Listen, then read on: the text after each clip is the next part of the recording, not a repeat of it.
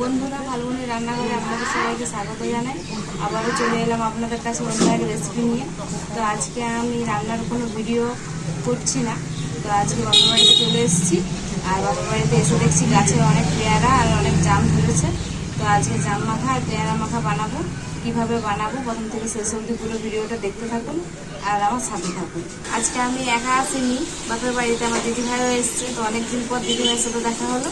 তো দিদিভাই বললো আজকে যে আজকে জাম মাখা আর পেয়ারা মাখা কর না, দুজনে মিলে জমিয়ে খাবো। তো তাই জন্য আজকে জাম মাখা আর পেয়ারা মাখা বানাচ্ছি। তো দিদি তো পেয়ারাগুলো কাট, হ্যাঁ আমি জামটা মাখাই। জাম মাখা বানানোর জন্য এখানে আমি জাম নিয়ে নিয়েছি। এরপর এক এক করে সব কিছু দিয়ে দেবো। লবণ, শুকনো লঙ্কাকে পুড়িয়েছিলাম, দুটো শুকনো লঙ্কা,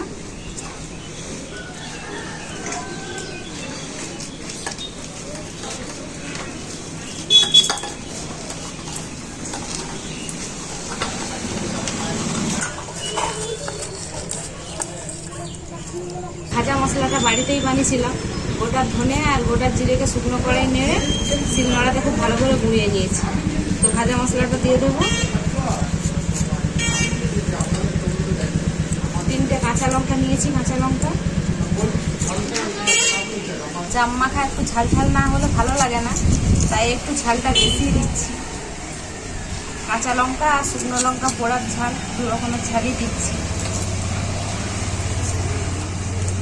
মাকে বসে বসে জিভে জল চলে আসছে নাকি রে? হ্যাঁ, লোক সামলাতে আর পারছি না।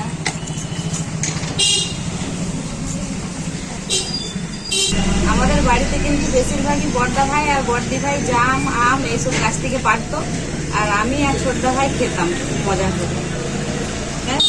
তোর বাবা তোর বড় পিছুমনি বেশি আম জাম এইসব পারতো গাছ থেকে। বাবা বলেছিল তো, লোকের এরকম হচ্ছে, লোকের কাছেও যেত, লোকের কাছ থেকেও আনতো পেড়ে পেড়ে পেয়ারা আম জাম। আবার লোকের বাড়ি বেড়া ভেঙে লোকের হচ্ছে চুরি করে নিয়ে এসতো।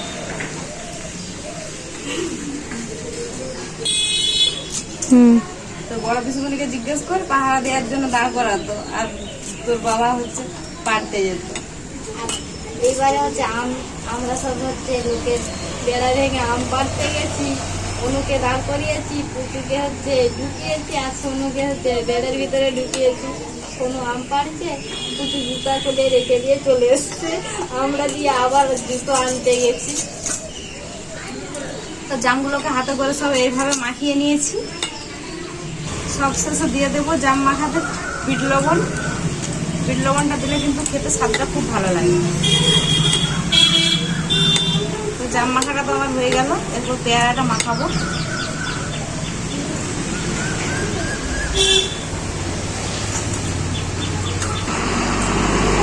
পেয়ারা মাখার জন্য ভাজা মশলা আর পোড়া শুকনো লঙ্কাটা দিয়ে দিচ্ছি। লবণ,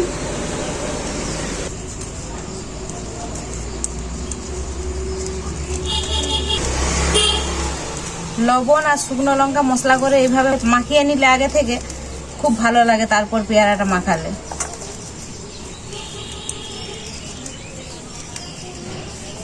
আর মাখামাখি মানে একটু ঝাল বেশি দিতে হবে, ঝাল না দিলে মাখামাখিটা খেয়ে ভালো লাগে না।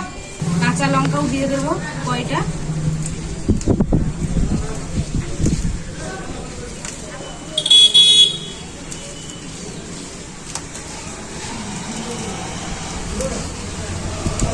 কাঁচা লঙ্কা সেন্টে আর পোড়া লঙ্কা সেন্টে দেখেই আমার জিভে জল চলে এসছে। মনে হচ্ছে এক্ষুনি খেয়ে নিই। এই তো হয়ে এলো, খাবি দাঁড়া। তাড়াতাড়ি নাও, আমি খাবো না। লেবুর রস, এগুলো গাছেরই লেবু, ছোট ছোটই হয় এগুলো।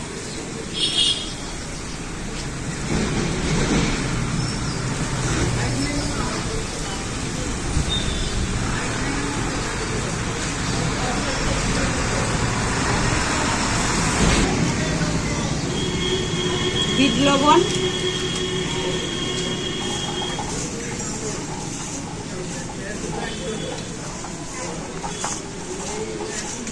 লেবুর রসটাও খুব ভালো করে মাখিয়ে নিলাম পেয়ারার সাথে। এরপর কাসুন্দি দিয়ে দেবো।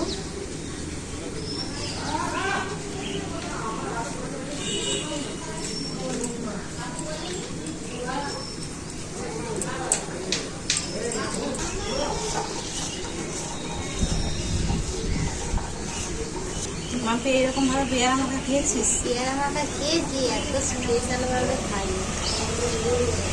পেয়ারাটাও আমার মাখা হয়ে গেল। মাখাতে মাখাতেই জিভে জল চলে এসছে, মনে হচ্ছে কখন খাই কখন খাই। তারপরে বাপের বাড়ির গাছের জাম আর বাপের বাড়ির গাছের পেয়ারা, তো এগুলো রেখে দিয়েছি। আরো বাড়িতে সবাই আছে, তারা খাবে, আর এগুলো আমরা খাবো। খাওয়া শুরু কর সবাই।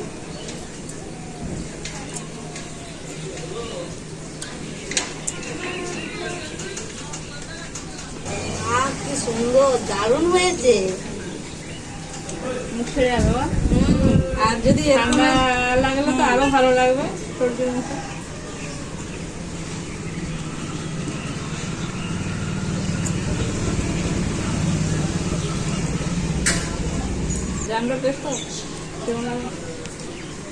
এরপর জাম মাখাটা খেয়ে দেখবো কেমন হয়েছে। তোমরা একাই খেয়ে নিচ্ছ, আমাকে দিবে না? দারুণ হয়েছে। আয় বল, সবার জন্যই তো মাখিয়েছি।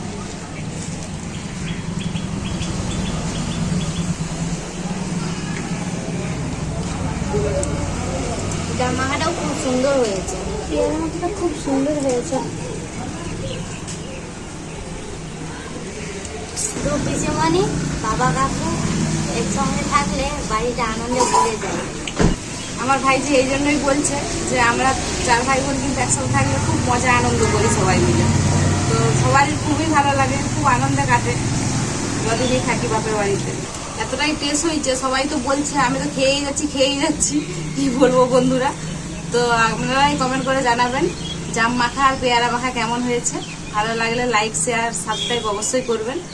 আপনারা ভালো থাকবেন, সুস্থ থাকবেন, নিজেদের খেয়াল রাখবেন। আবার দেখা হবে পরবর্তী ভিডিওতে নতুন কোনো রেসিপি নিয়ে।